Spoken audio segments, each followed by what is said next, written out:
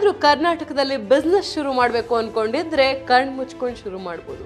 ಯಾಕಂದ್ರೆ RBI ನೀಡಿರೋ fastest growth States ಗಳಲ್ಲಿ ಕರ್ನಾಟಕಕ್ಕೆ 2ನೇ ಸ್ಥಾನ ಸಿಕ್ಕಿದೆ. ಅಂದ್ರೆ ಇಡೀ ದೇಶದಲ್ಲಿ ಅತಿ ವೇಗವಾಗಿ ಹಣ ಗಳಿಸ್ತಿರುವಂತ ರಾಜ್ಯಗಳಲ್ಲಿ ನಮ್ಮ ಕರ್ನಾಟಕ 2ನೇ ಸ್ಥಾನ ಪಡೆದಿದೆ. ಹೇಗೆ ಅನ್ನೋದನ್ನ ನಾನ್ ನಿಮಗೆ ತಿಳಿಸ್ಕೊಡ್ತೀನಿ. ಸೊ ಈ ವಿಡಿಯೋನ ಕಂಪ್ಲೀಟ್ ಆಗಿ ನೋಡಿ. Friends, welcome to freedom business Kannada channel. ನಾನು ಸೋನು.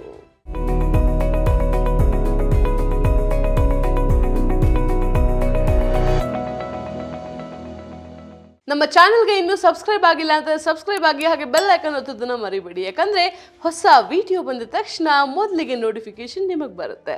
ಆರ್ಥಿಕತೆಯಲ್ಲಿ ವೇಗವಾಗಿ ಬೆಳವಣಿಗೆ ಆಗುತ್ತಿರುವ ರಾಜ್ಯಗಳಲ್ಲಿ ಗುಜರಾತ್ ಮೊದಲನೇ ಸ್ಥಾನವನ್ನ ಪಡೆದಿದೆ. ನಾವು ನೋಡೋದಾಯ್ತು ಅಂತಂದ್ರೆ ನಮ್ಮ ಕರ್ನಾಟಕ 2ನೇ ಸ್ಥಾನದಲ್ಲಿದೆ.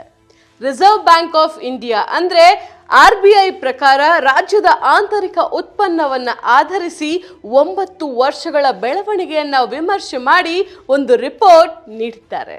ಅಂದ್ರೆ 2012ರಿಂದ 2021ರ ಫೈನಾನ್ಷಿಯಲ್ ಇಯರ್ ಏನಿದೆ, ಕಾಂಪೌಂಡ್ ಆವರೇಜ್ ಗ್ರೋತ್ ನ ಆಧರಿಸಿ ಅತ್ಯಂತ ವೇಗವಾಗಿ ಬೆಳೆಯುತ್ತಿರುವ ರಾಜ್ಯಗಳ ಪಟ್ಟಿಯನ್ನ ಇಲ್ಲಿ ರೆಡಿ ಮಾಡಲಾಗಿದೆ.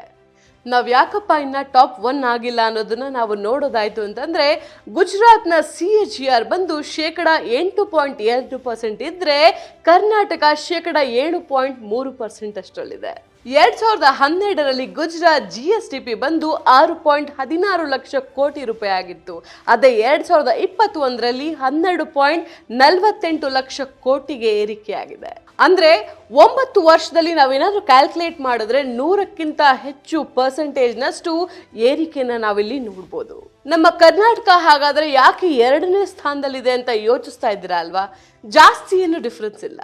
ನಮ್ಮ ಕರ್ನಾಟಕ ನಂಬರ್ 1 ಆಗೋ ಎಲ್ಲ ಲಕ್ಷಣಗಳು ಖಂಡಿತವಾಗ್ಲೂ ಇದೆ. 2012ರಲ್ಲಿ ಕರ್ನಾಟಕದ GSDP ಬಂದು 6.6 ಲಕ್ಷ ಕೋಟಿ ಆಗಿತ್ತು.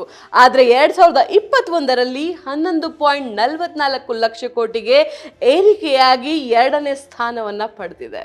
2012ಕ್ಕೆ ಹೋಲಿಸಿದ್ರೆ 2021ರಲ್ಲಿ 90% ನಷ್ಟು ಆರ್ಥಿಕವಾಗಿ ಬೆಳವಣಿಗೆ ಕಂಡಿರೋದಾಗಿ RBI ರಿಪೋರ್ಟ್ ನೀಡಿದೆ. ಹೀಗೆ ಕರ್ನಾಟಕ 2ನೇ ಅತ್ಯುತ್ತಮ ಆರ್ಥಿಕವಾಗಿ ಬೆಳೆಯುತ್ತಿರುವ ರಾಜ್ಯವನ್ನಿಸಿಕೊಂಡಿದೆ. ಇನ್ನು 3ನೇ ಸ್ಥಾನದಲ್ಲಿ ಹರಿಯಾಣ ರಾಜ್ಯ ಕಾಣಿಸ್ಕೊಳ್ತಾ ಇದೆ. 2021ರಲ್ಲಿ 5.36 ಲಕ್ಷ ಕೋಟಿ ರೂಪಾಯಿ GSDP ಆಗಿತ್ತು ಅಂತಂದ್ರೆ 2012ರಲ್ಲಿ 2.97 ಲಕ್ಷ ಕೋಟಿ ರೂಪಾಯಿ ಇತ್ತು.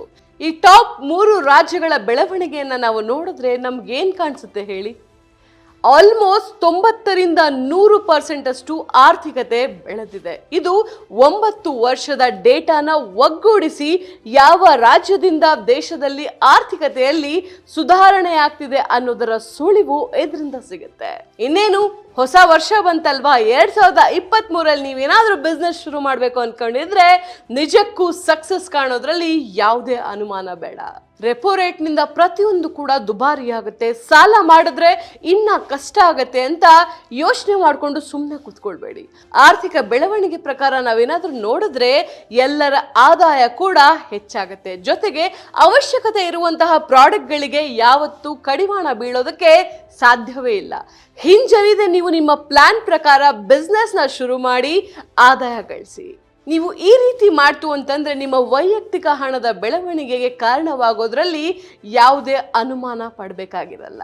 ನೀವೇನಾದ್ರೂ ಸಾಲ ಮಾಡಿ ಬಿಸ್ನೆಸ್ ನ ಶುರು ಮಾಡಬೇಕು ಅಂತಿದ್ದೀರಾ ಅಂದ್ರೆ ಯಾವುದೇ ಚಿಂತೆ ಬೇಡ. ಯಾಕಂದ್ರೆ ಕಳೆದ 9 ವರ್ಷದ ಡೇಟಾ ಬೇಸ್ ನ ನಾವು ನೋಡ್ತು ಅಂತಂದ್ರೆ ನಮ್ಮ ರಾಜ್ಯ 2ನೇ ಸ್ಥಾನದಲ್ಲಿದೆ. ಆದಷ್ಟು ಬೇಗ ಇದು ಮೊದಲನೇ ಸ್ಥಾನ ರೀಚ್ ಆಗೋದ್ರಲ್ಲಿ ಯಾವುದೇ ಡೌಟ್ ಇಲ್ಲ. ಈಗ ಆಗ್ತಾ ಇರುವಂತಹ ಡೆವಲಪ್ಮೆಂಟ್ಗಳೇ ಇದಕ್ಕೆ ಸಾಕ್ಷಿ ಅಂತ ಕೂಡ ಹೇಳ್ಬೋದು. ಕೆಲವೇ ವರ್ಷಗಳಲ್ಲಿ ಬೆಂಗಳೂರು ಯಾವ ರೀತಿ ಒಂದು ಬೆಳವಣಿಗೆಯನ್ನ ಕಂಡಿದೆ ಅನ್ನೋದನ್ನ ಪ್ರತಿಯೊಬ್ರು ಕೂಡ ನೋಡಿದ್ದೀರಾ. ಮೆಟ್ರೋ ಬಂದಿದೆ, ಸಿಟಿ ಬೆಳೀತಾ ಇದೆ, ಪ್ರತಿಯೊಂದು ಕೂಡ ಬೆಳವಣಿಗೆ ತಾನೆ.